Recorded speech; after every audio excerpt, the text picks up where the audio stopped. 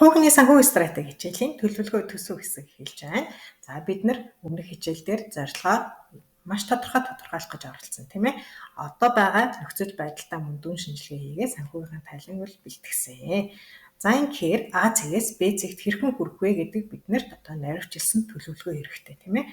Төлөвлөгөө гэдэг бол бодит байдал одоо үр дүн гаргаж одоо мөрөөдлөө биелүүлэх тийм алхамчилсан хөтөч тийм ээ. За тэгэхээр төлөвлөгөө санхүүгийн зорилго төлөвлөгөө гэдэг бол яг одоо танд байхгүй байгаа зүйлийг бий болгох ч өөрөөр хэлбэл таны одоо байхгүй байгаа зүйл рүү дараагийн түвшинд хүрэх тийм зүйл байдаг учраас хувь хүний хувьд ч тэр ер нь үйлдэлийн хувьд ч тэр их олон зүйлийг бол өөрчлөх шаардлагатай байдаг. Жишээ нь хувь хүний хөгжил, ажил, бизнес, харилцаа, за эрүүл мэнд ч байж болно магадгүй гэр бүл, аялал, санхүүч гэдэг юм уу. Ер нь бол төлөвлөгөө иж бүрэн байж иж таны одоо хөгжил, одоо санхүүгийн байдал дээрээ илүү тийм тусгалаа болон одоо санхүүгийнхаа зорилтонд бол хүрдэг. Тэгэхээр за энэ хүү зорилготой хүрэхийн тулд та хэн байх юм бэ? Юу хийж явах вэ? Юутай байх вэ гэдгийг маш тодорхой гаргах хэрэгтэй. Эднэрийг бүгдийг төлөвлөх хэрэгтэй. Тэгээд төлөвлөгөө хийхэд гол одоо алддаг зүйл гэх юм бол бүгдийг яг зэрэг хийх гэдэг. Тийм өөрийгөө хувийн хувьд зэрэг өөрчлөх гэдэг, бүх зүйлийг зэрэг авах гэдэг. Энэ нь болохоор одоо бид нар одоо хурдан шантрах аль хэдийн нөгөө нэг бид нар чинь амьдралын дадал ингээд суудсан байгаа шүү дээ. Тэрийгээ гинт эрс өөрчлөх гэдэг нь болохоор шантрах тийм нөхцөл бүрдээд.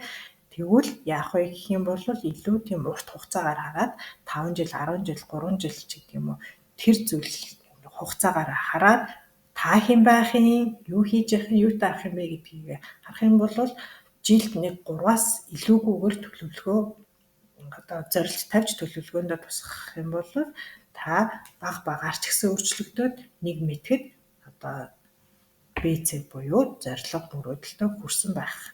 Одоо тэр нөхцөл чинь бүрдэх байхаа гэж одоо найдаж байна. За тэгэхээр хэн байх вэ гэдэг бол та хувь хүний хувьд хэн байх гэж байгаа, ямар ур чадваруудыг бий болгож эзэмшиж байгаа. За юу хийж явах вэ гэдэг бол ажил, мэргэжил, бизнес дээрээ.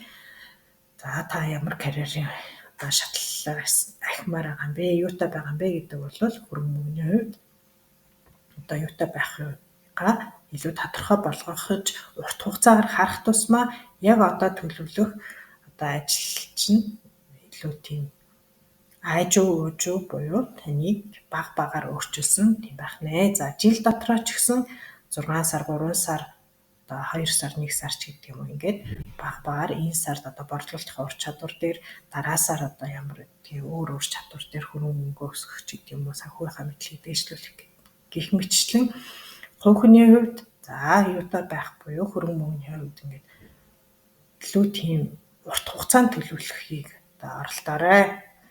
За төсөвлөлт гэдэг бол одоо мөрөөдлөө бодит үр дүнд хүрэхийг алхамчилсан хөтөжийн маань буюу төлөвлөгөөний маань одоо төлш буюу одоо төсөв хөрөнгө мөнгөө шидэхгүй бол төлөвлөгөө бол одоо мөрөөдөл хэвээрээ үлдчих гэдэг. Тэгэхээр одоо хэрхэн төсөвлөх вэ гэх юм бол хамгийн түрүүнд орлогоос эхлэх нэ. За орлогоо зайлшгүй өсгөх шаардлагатай. Өөрөөр хэлбэл санхүүгийн зорилготой хүрнэ гэдэг бол таны яг одоогийн байдалд чинь байхгүй байгаа зүйлийг олж авах гэж байгаа буюу таны дараагийн түвшинд хүрэх гэж байгаа тийм хүсэл эрмэлзэл байдаг учраас та өөртөө нэлээд ажиллах шин зүйлийг илүү эрэлхийлж хайх шаардлагатай байдаг. За үүний хамгийн нэгт бол орлогоо өсгөх. Та одоогийнхоо орлогыг өсгөхөд нэмэгдүүлэх байж болно. Та ажил эрхэлдэг бол тухайн ажлаа илүү үр бүтээмжтэй эсвэл бизнес эрхэлдэг бол хэрхэн одоо орлогоо нэмэгдүүлэх вэ? Тэр тал дээрээ илүү ажиллаж анхаарал хандуулах шаардлагатай. Магадгүй орлогын их өсвөр олох боломж байгаа бол түүн дээрээ бас одоо шинэ эрэл хайгуул хийх шаардлагатай. За хөрөнгө оруулалт хийгээд одоо байгаа орлогоо бас өсгөх нэмэгдүүлэх боломжтой тийм ээ. За ингээ орлогоо нэмэгдүүлэхэд бол зайлшгүй эрэл хайгуул хийх шаардлагатай. Орлогоо нэмэгдүүлэх ёстой шаардлагатай. За үүнээс гадна орлогоо нэмэгдүүлсэн ч гэсэн зардал дагаж өсөх гэдэг. Тэгвэл зардлаа төсөвлөх буюу одоо танд ямар хэрэглээний зардал байна, амьдралын үндсэн хэрэглээнд чи ямар зардал байна, хоригдлолт хэдий хийх юм. зорилттой зардал буюу одоо аялал боловсролтой хэдийн хэмжээний хөрөнгө мөнгө зарцуулах одоо ийм байдалтай тийм төсөвлөх одоо өөрийн нөхцөл байдлаа тохируулан энэ мөнгөө одоо хуваарлах шаардлагатай. Тэгэхгүй бол орлого өсгөөр зардал дагаж өсөд идэг.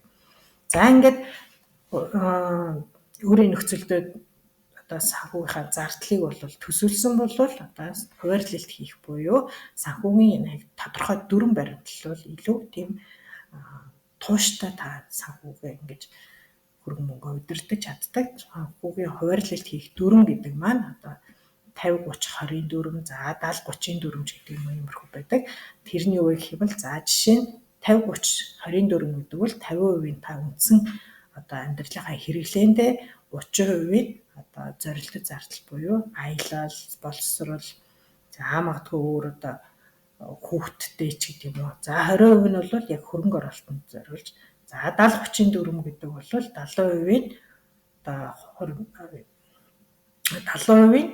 хэрэглээ болон одоо аялал зугаалгандаа 30% нь хөрөнгө оруулалтанд тавигддаг ч юм уу.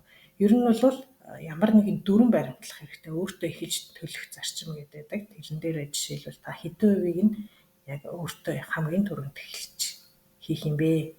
За 20 ч юм уу 10 ч юм уу тий эсвэл автомат хуримтлал гэж дансанд ямар ч мөнгө орж ирнэ тэрний ерөөсө тодорхой хувийг шууд ингээд автоматар хөрөнгө оруулалтын юм хуримтлалын данс руу хийдэг. За 6 дансны арга ч гэдэг юм. Иймэрхүү ер нь та өөртөө тохирсон тийм санхүүгийн дүрмтэй болж авах тусмаа орж ирж байгаа мөнгө болгон дээр ингэж одоо тооцоо бодоод байхааргүйгээр ингээ автоматар ингээ хоригдлж өсдөг байхаар та тохируулаарай гэж одоо зөвлөх байна. За ингээд тогтмол одоо хуваарлалт хийгээ санхүүгийн дүрмөө мөрдөж юм бол энэхүү зүйлээ байнга хянаж сайжруулж явах шаардлагатай. Та яг үйл явцыгаа хийж ийн гэдгийг өөртөө одоо дүгнэх хэрэгтэй. Энэ маань үр дүнтэй байна уу юу гэх. Үүнд бол хид хідэн хэрэгсэл бол байдаг. За төлөвлөгөө төсөв зохиох бол за мэдээж Excel болон Google Sheet бол ашиглаж болно. За дэвтэр дээр тэмдэглэл хийж болно. Эсвэл нөгөө бүрийн том самбар аваад ингээд зураг байдлаар ингээд наадаг. За эсвэл зориултын данс ч гэх юм уу. Эсвэл аппликейшнуд байдаг тийм. Одоо сүүлийн үеийн аппликейшнуд бол бүр төрөл бүрээр гараад ирсэн.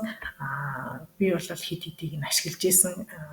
Ер нь бол маш олон даваа талтай гоё аппликейшнуд бол гарсан байна гэж бодсон. Гэхдээ миний хувьд бол зүгээр Excel sheet-ийг ашигладаг. Тэр яг тэрэн сайн муу гэж бол би хэлж бол мэдэхгүй байна. Та яг өөртөө тохирсон тийм төлөвлөгөө зохиох, төсөв зохиох тийм хэрэгслээ бол өөртөө одоо олоод сонгоод хэрэглэх боломжтой.